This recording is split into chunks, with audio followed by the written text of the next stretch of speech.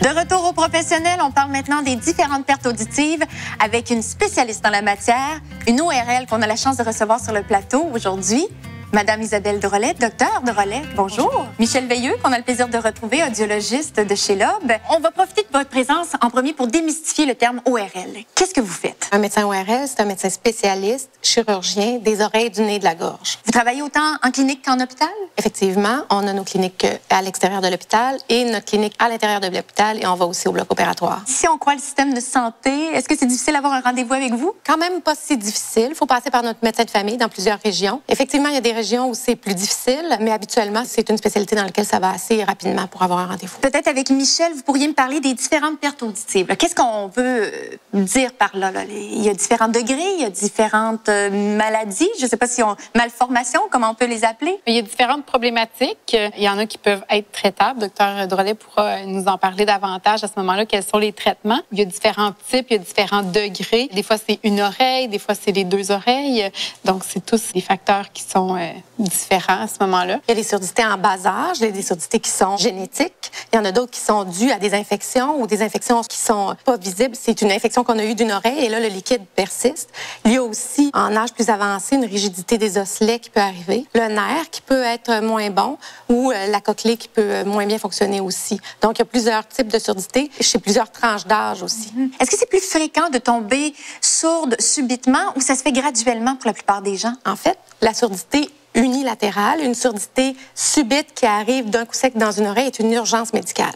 Celle-ci, il faut la voir dans les jours qui suivent l'événement. C'est-à-dire, on ne peut pas attendre et penser que ça va passer si on a une surdité unilatérale. Toutefois, les surdités qui s'installent graduellement avec l'âge, ou même des fois, c'est pas une question d'âge. Des fois, on n'est pas très vieux et on commence à avoir une surdité. Il faut y voir. Mais l'urgence est dans la surdité unilatérale subite. Et quand on a un problème, docteur Drolet, c'est quoi les traitements que vous offrez? Tout dépend de la surdité. Si on a du liquide derrière le tympan, on va offrir de mettre des tubes. Par contre, si c'est une rigidité des osselets, c'est une chirurgie pour enlever l'osselet qui est plus rigide et en mettre un autre de remplacement. Si on a une perforation tympanique, on la répare. Ou des appareils auditifs qui peuvent nous aider aussi. Moi, docteur Drolet, j'ai vu l'évolution à chaque fois qu'on ajustait des lunettes, il y avait autrefois des appareils qui étaient très lourds. Maintenant, je vois la différence avec les nouveaux modèles. Et est-ce que vous agissez dans ce sens-là? Votre travail, est-ce qu'il est de raffiner ces appareils-là? En fait, c'est moins le travail de l'ORL que de l'audioprothésiste. Okay. Mais nous travaillons vraiment en collaboration pour essayer de donner l'appareil le plus adéquat pour chaque patient. Parce que, vous savez, en lunetterie, on va en arrière des oreilles. On ne va pas dedans, mais on se l'aperçoit. C'est beaucoup mieux qu'avant. Oui, beaucoup mieux, beaucoup moins visible et beaucoup plus performant aussi. Beaucoup de gens vont nous dire souvent qu'ils ne veulent pas leur appareil parce qu'il y a quelques années, un tel avait l'appareil puis ça nuisait. Mais il faut réessayer parce que les appareils se sont beaucoup améliorés. Moi, je sens qu'il y a une grosse efficacité qu'il n'y avait pas dans le temps. Oui, puis une grande évolution dans les deux domaines. Oui.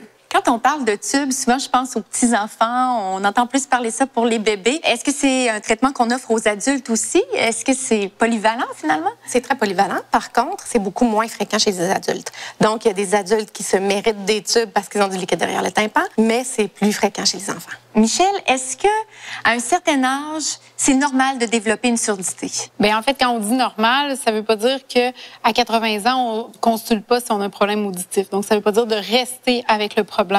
Donc, c'est sûr qu'en vieillissant, on en parle souvent, les gens vont avoir tendance à avoir des pertes auditives qui s'installent. Mais comme on disait, ça a des répercussions. Si on ne veut pas s'isoler, qu'on veut continuer de garder une vie active, de participer aux activités sociales, aux rencontres familiales, par exemple. Donc, on va conseiller à ce moment-là de consulter pour justement trouver des solutions, que ce soit les appareils ou autre chose aussi. Les gens ont tendance à penser qu'on va juste proposer des appareils, mais c'est pas le cas. Il y a beaucoup d'alternatives, finalement. Il faut aller à votre rencontre pour en savoir plus. Je voulais savoir, est-ce qu'il y a des indices, à part la surdité subite, là, où on doit se dire, mon Dieu, c'est évident. Finalement, quand ça se passe graduellement, est-ce que j'ai des indices au quotidien? Ben oui, une personne peut avoir tendance à augmenter le volume de la télévision, va avoir tendance des fois à faire répéter, donc va, de façon éloignée, sera plus capable de saisir les conversations. Sinon, va avoir tendance aussi à s'isoler, comme je mentionnais, donc à moins participer aux rencontres familiales, peut-être à pas rire des blagues au même moment où tout le monde rit parce que la personne n'a pas saisi ce qui a été dit. L'autre chose, les gens peuvent avoir des bruits dans les oreilles, des sifflements ou quelque chose qui peuvent signer une perte auditive qui est reliée à ça. Docteur Drolet, tout à l'heure, vous décriviez votre travail, interrelier le nez, la gorge, les oreilles. Rapidement, en terminant,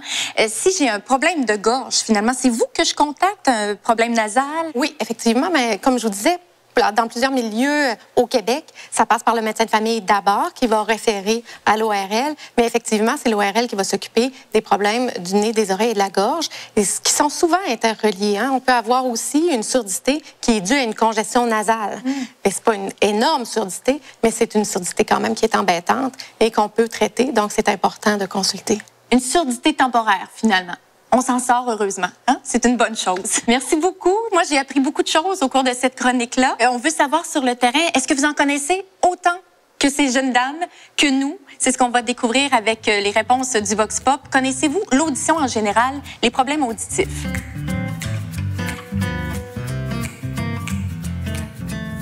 Bonne question. Peut-être, je sais pas, 25 une personne sur 4 peut-être? As-tu du sens? Selon moi, à cause que je dois répéter souvent, je dirais que plus que 70% des gens de 65 ans et plus ont un problème auditif. 40% des personnes de 65 ans et plus qui ont un trouble auditif. Une personne sur 5 a un problème auditif à partir de 65 ans. Je sais pas. Moi, j'en ai pas. Alors, j'ai vraiment aucune idée. J'ai pas fait d'études comme telles là-dessus, mais je pense que c'est quand même assez fréquent.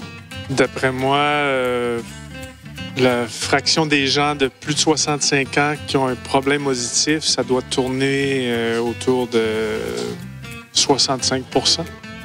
Selon moi, 65 ans et plus qui ont un problème auditif, sûrement facilement 30%. Le pourcentage des personnes de 65 ans et plus avec un problème auditif, je dirais peut-être 60% et plus. Je crois que les 65 ans et plus, peut-être 25%.